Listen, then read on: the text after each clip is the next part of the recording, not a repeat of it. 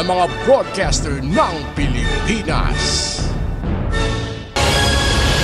This is Newsnight, where we go above and beyond the headlines. I'm Pia Ontiveros. Tonight on the program, it's official. President Duterte is out of the 2022 senatorial race as his longtime aide, Senator Bongo, formally withdraws his presidential bid. A severe tropical storm is bearing down in the country, prompting the government to suspend the second round of a massive COVID-19 vaccination drive in 11 regions. And the newly crowned Miss Universe buckles down to work as pageant fans shift their focus to the country's bet for Miss World.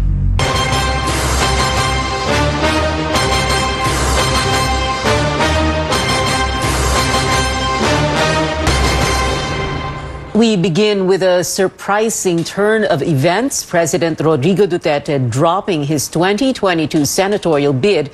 That's just hours after his staunch ally and initial anointed one, Senator Bongo, formally backed out of the presidential race. Our Melissa Lopez joins us live from the Comelec headquarters in Manila. Tell us more, Melissa. Pia, after months of political maneuvers, the road to the 2022 elections ended today for President Rodrigo Duterte and his longtime aide, Senator Bongo. The morning started with Go riding a public taxi to the Comelec headquarters in Manila to personally file his statement of withdrawal from the presidential race. That's exactly 2 weeks after his November 30 announcement that he is backing out. President Duterte followed his lead and also trooped to Comelec past 3 in the afternoon to withdraw from the senatorial race, fulfilling his October pronouncement that he will retire from politics. Security was tight, but he did not face the media for an interview. In September, PDP Laban nominated Go as its standard bearer and President Duterte as vice president, but both refused. Go instead filed his COC as vice president the following month. They both changed plans again just days before the substitution deadline, with Go running as president and Duterte as senator under the political party PDDS, only to withdraw a month later. Wala na po ako sa karerang ito, no, sa pagtakbo.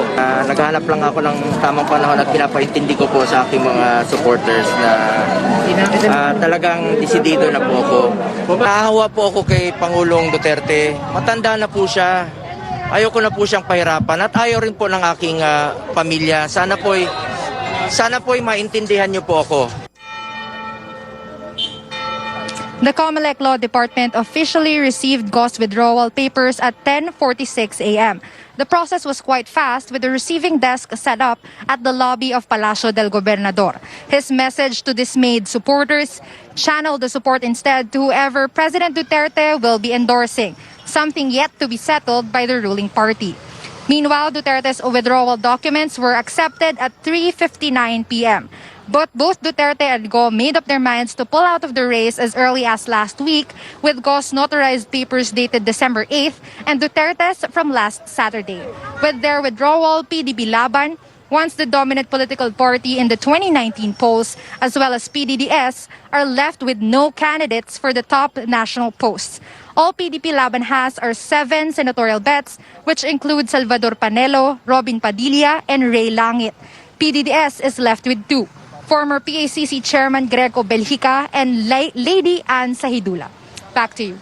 Mel, what happens now to Comelec's scheduled release of the final official list of candidates for May 2022? Wasn't that supposed to happen tomorrow?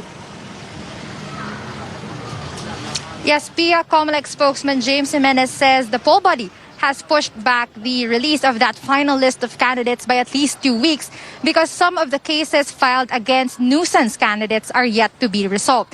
But of course, they will also have to factor in and process the withdrawal papers filed today by Senator Go and President Duterte. As of the tentative list of candidates last December 9, they are still part of the list of candidates for the elections. But of course, the final list should not factor them in anymore, given this withdrawal. Pia? Melissa Lopez there reporting from Comelec's headquarters in Manila. Vice presidential aspirant and Senate President Tito Soto praised the move, saying it was wise of the president of Duterte, Mr. Duterte, and Go to give way to others. But for presidential aspirant and labor leader Calyodi de Guzman, the Duterte family's actions are just moves to retain their power and avoid accountability regarding the president's supposed crimes. Well, President Duterte calling on COMELEC to set the rules to prevent overcrowding during campaign sorties and gatherings and motorcades of 2022 aspirants. Duterte says these gatherings could become super spreader events and worsen the COVID-19 pandemic. I'd like to call the attention of the COMELEC. You are the ones supervising the elections. As a matter of fact, you are the one running the show. Could you not just issue maintain lang yung social distance? We are not out of the woods. The virus still there. Yung status natin na national emergency nandyan pa. While the poll body has issued limits for in-person campaigns based on COVID alert levels, they will only take effect on the official start of the national campaign season this February 8.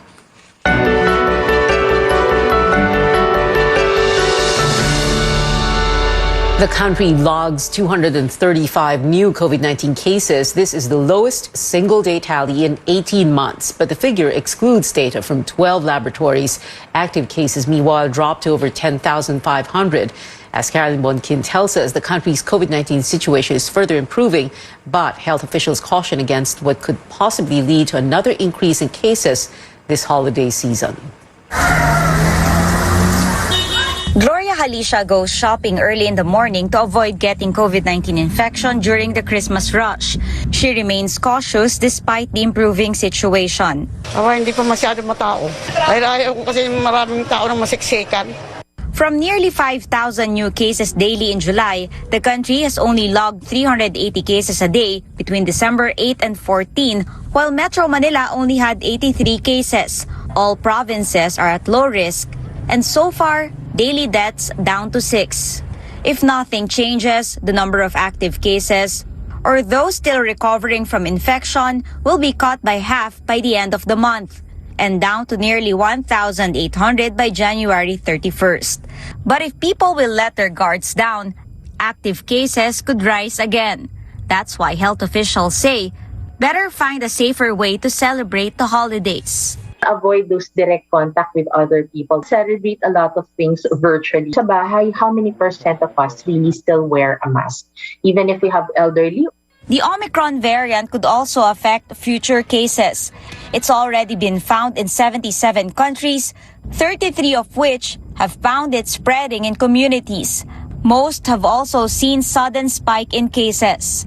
Omicron is estimated to be 4 times more transmissible than the Delta variant, which means anyone carrying Omicron could infect up to 10 people. And despite travel bans, quarantine protocols, and pre-departure testings, health officials do not dismiss the possibility of Omicron entering the country anytime soon, causing another surge in infections, even higher than the ones caused by Alpha, Beta, and Delta. We want na next time, no, in case magkaroon na naman tayo ng isang peak, posibleng ang tumaas pa rin ang cases, posibleng tumaas pa rin ang deaths, but hopefully, we'll see a smaller proportion of those cases becoming severe, critical, or fatalities. Aside from COVID testing and finding close contacts, vaccine is seen to help reduce Omicron's impact. Vaccination pa rin, no? So, nakikita natin, no, sa NCR, especially one region where we had the highest vaccination coverages. Even with increased mobility, the numbers are continuously going down. So we need to attain that very high coverage of vaccination.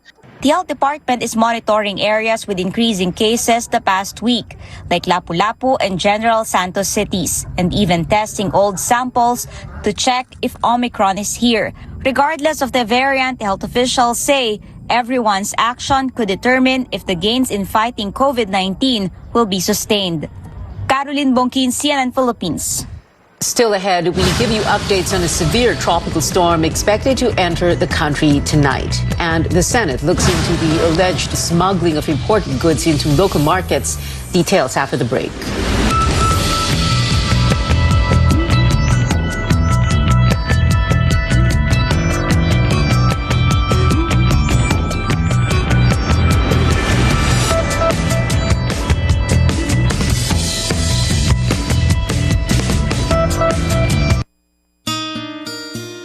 nangyari sa'yo? Ba't nakasimangot ka? Alam ko na. Masakit ang katawan mo, ano? Sa sobrang trabaho? O di kaya masakit ang ulo sa sobrang stress? Break ka muna. Hinga ng malalim at imasahe ang ulo mo gamit ang Herbalaya Liniment Oil. Ako rin ganun eh. Kaya pag mataas ang tensyon sa trabaho, mag-Herbalaya break ka muna. Herbalaya Liniment Oil. Amoy na kaaya-aya. Sa bawat pahid ay ginhawa. And MX3 Coffee Mix to ignite my day. Hi guys! Lagi akong focused, active, at extraordinary. Because the most important things in life deserve nothing less. MX3 Coffee Mix, my choice. Breakfast bago mag-class? It's so easy. With Pure Foods chicken nuggets. From freezer, straight to toaster, to their tummies. Crispy, juicy, chicken tasty. Pure Foods chicken nuggets. Wala kayo sa tatay ko. Kinuwang libre ang pag-aaral ko sa kolehiyo. Ang tatay ko, namigay ng libreng irigasyon. Wala sa tatay ko. Mga tulay, kalsada at infrastruktura. Yun ang pinagawa nun. Ang tatay ko, sinagot ang ospital at papagamot ko. Sino yung tatay ko? Yung tatay ko? Yung tatay ko? Ang tatay ko? Si Tatay Digong? Si Tatay Digong? Si Tatay Digong? Si Tatay Digong? Siya ang tatay ko. Mabuhay ang malayang Pilipinas.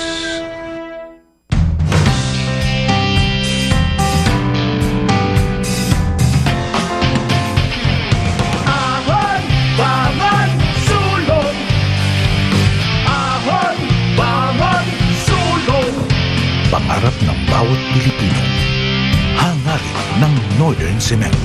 Ahon, bangon, sulong.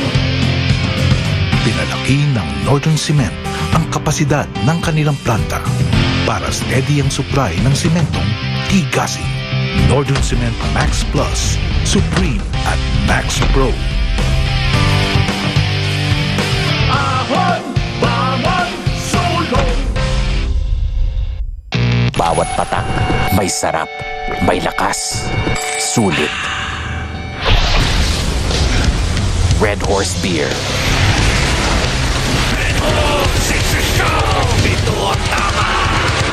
Love is all about time. Di minamadali ang pagpapasarap. Like the love in every Pure Foods ready to eat. Slow cooked and ready in 8 minutes. Para may time ka sa mga mahal mo. Because love takes time. We are a direct selling company and our vision is sharing prosperity globally through entrepreneurship. We have done great sharing prosperity in the Philippines. We have conquered the pandemic. Every year we have grown our business and we're excited to venture outside of the Philippines starting next year. When the first lockdown was announced, we were affected also. We have a lot of people dependent on us, on the business that they have in iFern, and we needed to find a way to conquer. We needed to shift what we were doing offline, online. So we were able to continue. The creature that will survive is not the strongest, it's the most adaptable. And we were able to adapt as a company. The winner in the vitamins and supplements category is Fern D. We're so happy to receive our third World Branding Award in a row. We're fortunate that our world-class vitamin D, Fern D, is being promoted by World Health Organization. During the awarding, we're fortunate to know that we're the only vitamins that was awarded. iFern Corporation from the Philippines. Congratulations to all. Maraming kumpanya nahirapan. They had difficulty during the pandemic, and there are companies that were able to inspire. And we're fortunate that our growth has been recognized, and we are the only awardee for growth from the Philippines. My big crazy dream is for iFern to be the first globally known Filipino brand. That's the company that grows successful entrepreneurs. My hope is for other entrepreneurs to be inspired by what we have done. Kung kaya namin gawin, kaya nyo rin. If an ordinary Filipino company like iFern can do it, you can do it also. Small investment, unlimited returns, that's what we promise. And all of our products are world-class and affordable. And according to my AIM professor, that's a deadly combination. And that's why we were able to beat the pandemic. Sa 2021! Sa iFern tayo yayaman! Thank you!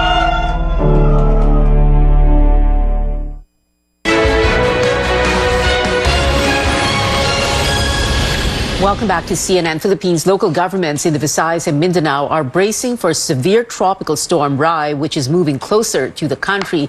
The Weather Bureau Pag-asa says it was last spotted 1,000 kilometers east of Mindanao. Rai is forecast to enter the country's monitoring area tonight and will be named Odette.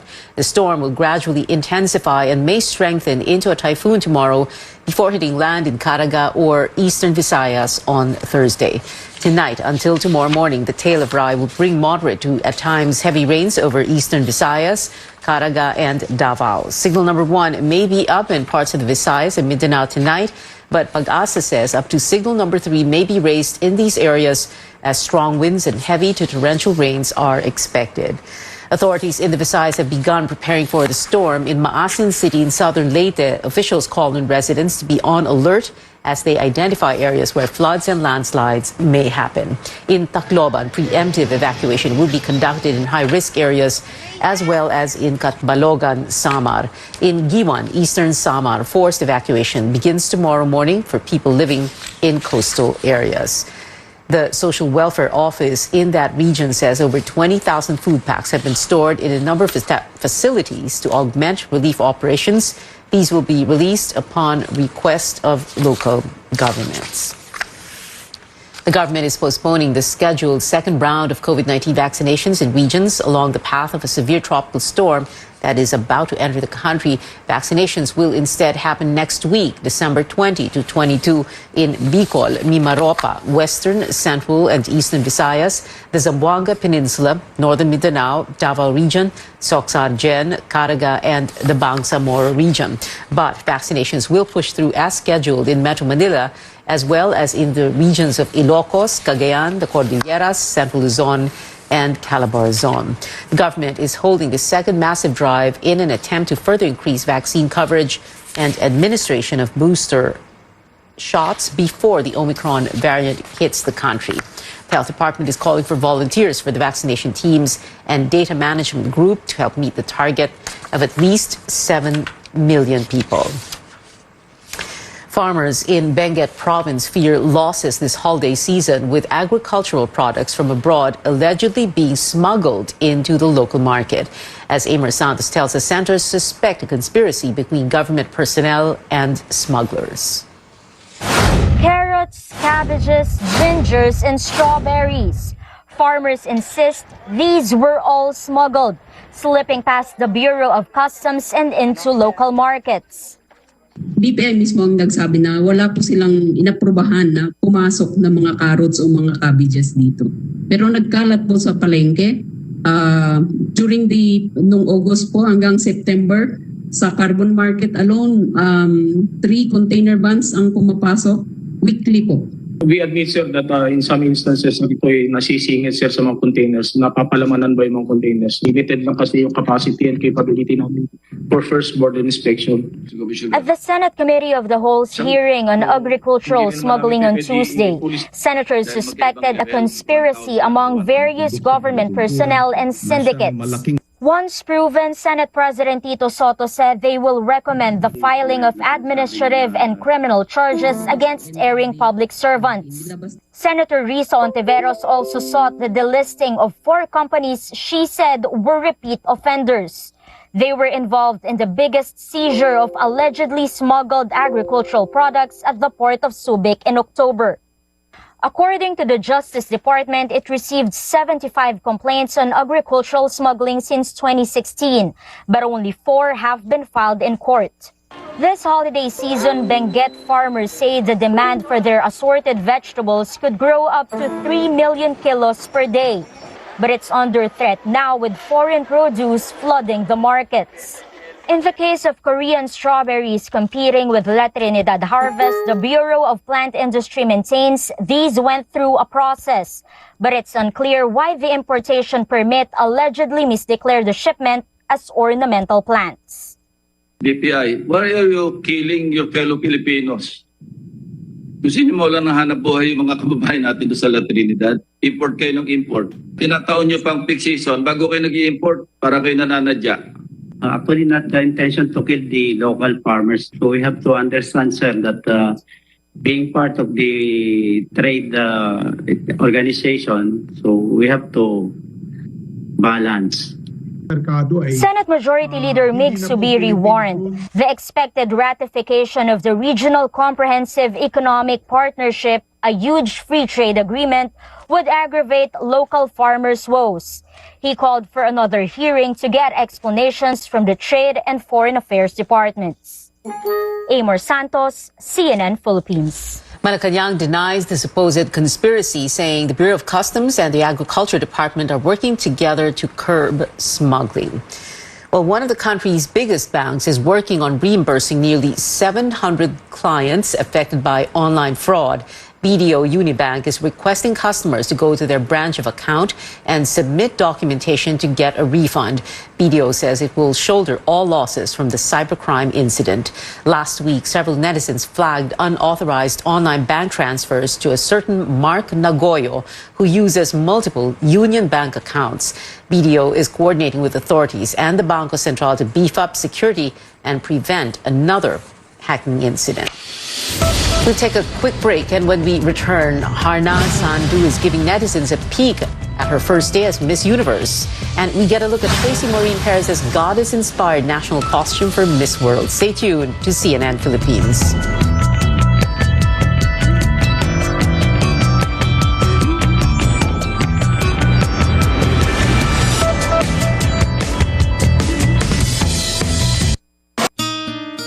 O, anyari sa'yo?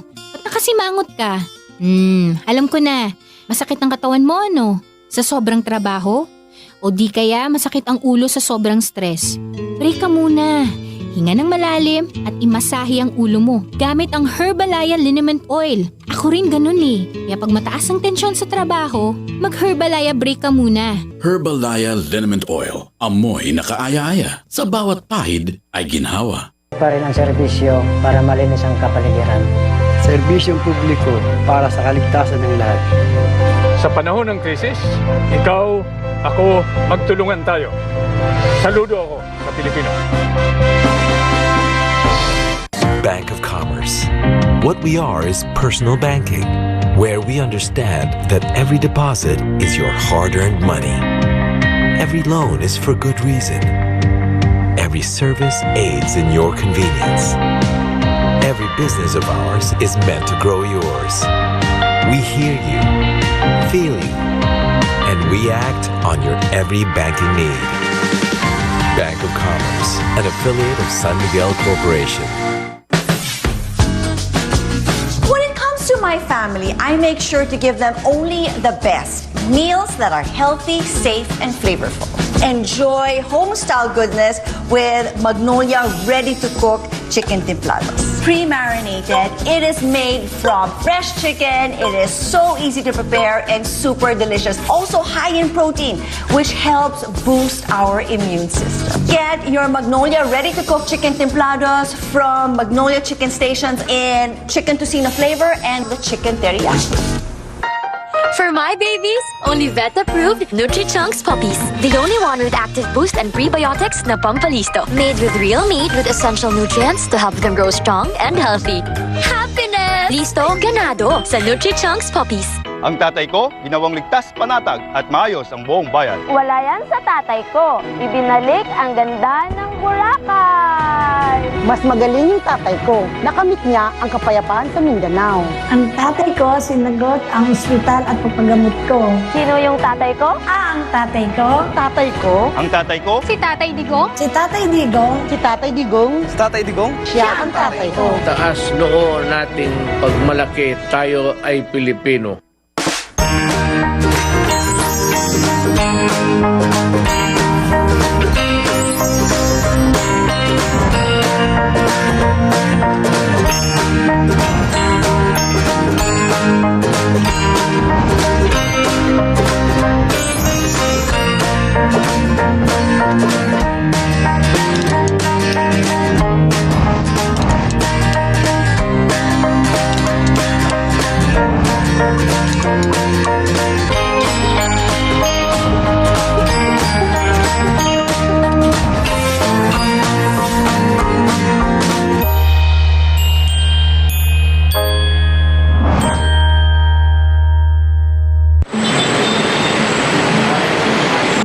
Looking for faster travel time around Metro Manila? The Skyway Stage 3 project has got you covered. Taking the 17.93-kilometer, 6-lane elevated expressway cuts the usual 2-hour travel time from Buendia in Makati to Balintawak in Quezon City to just 15 to 20 minutes. As the longest elevated expressway in the country, it is helping decongest major thoroughfares, including EDSA. Skyway Stage 3 also links motorists coming from the South Luzon Expressway, or SLEX, to the North Luzon Expressway, or NLEX. It is also set to create new transport routes for buses and UV Express vans, so commuters will no longer only have to rely on the MRT and the LRT.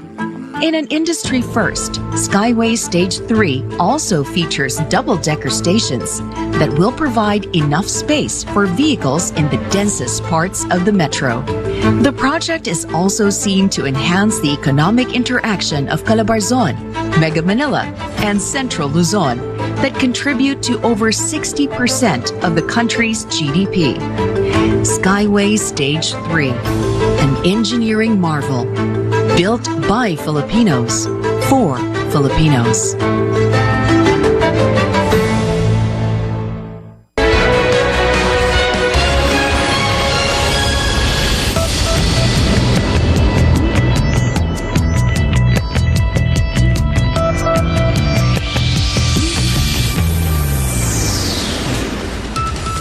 Welcome back. Harnaz Sandhu of India is stepping into her role as Miss Universe. The beauty queen gave fans a peek at her first interview day as the title holder. Her duties began with a TV show appearance in Israel, where she was crowned. India's first Miss Universe had nothing but praises for Harnaz. Sushmita Sen called the victory destined because the 21-year-old nabbed the crown 21 years after the country's last win. Sushmita took the title in 1994 here in Manila.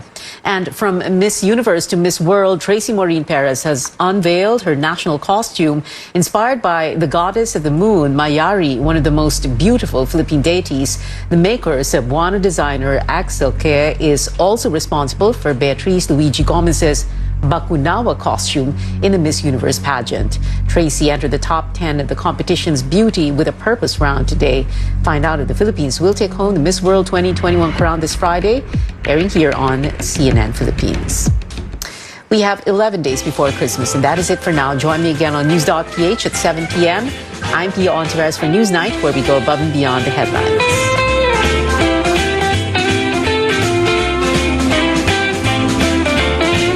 As we end the show, the Energy Department sharing a few tips and tricks on how we can be more energy efficient. Take a look.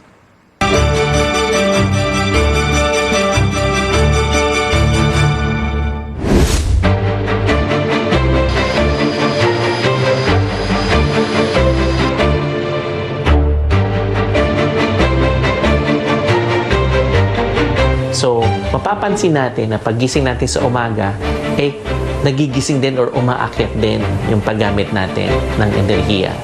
So pagdating sa kuryente, umaabot ito ng pag-akyat hanggang 1:00 hanggang 3:00 ng hapon. Yun yung from off-peak na mababa ng paggamit mapupunta sa peak period. So ganito yung paggamit ng isang pamilya sa energy. No, habang natutulog sila, meron na silang ginagamit na kuryente tulad ng paggamit ng electric fan or aircon. Minsan nakabukas pa yung TV habang natutulog o may radyo. Paggising nila sa umaga, nandyan na yung pagbangon ng magluluto. So, gagamitin niya na yung LPG para magluto siya. Iinit na naman siya ng mga pagkain. So, nandyan din yung paggamit ng kuryente.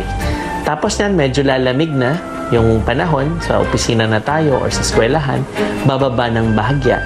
Pagdating sa bahay, nanonood ng teleserye, nanonood ng TV, so umaakyat ulit.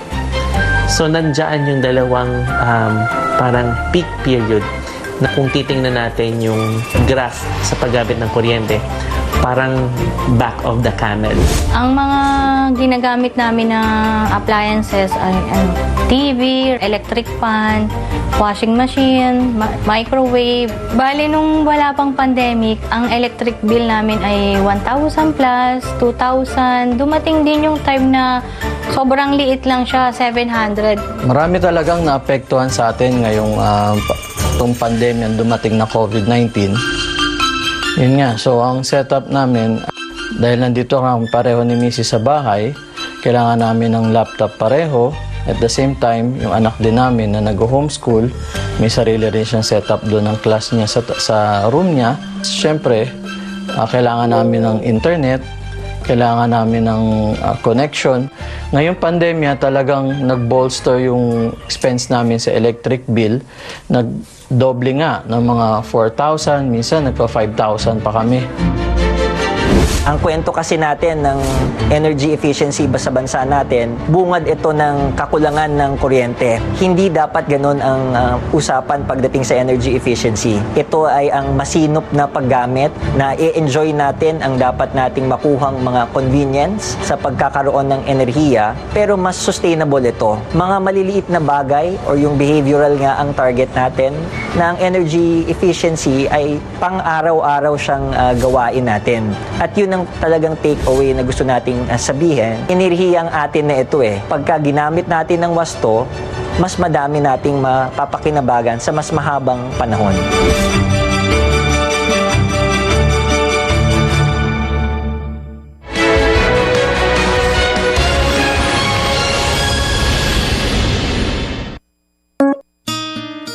O, anyari sa'yo? Ba't nakasimangot ka? Alam ko na. Masakit ang katawan mo, ano? Sa sobrang trabaho?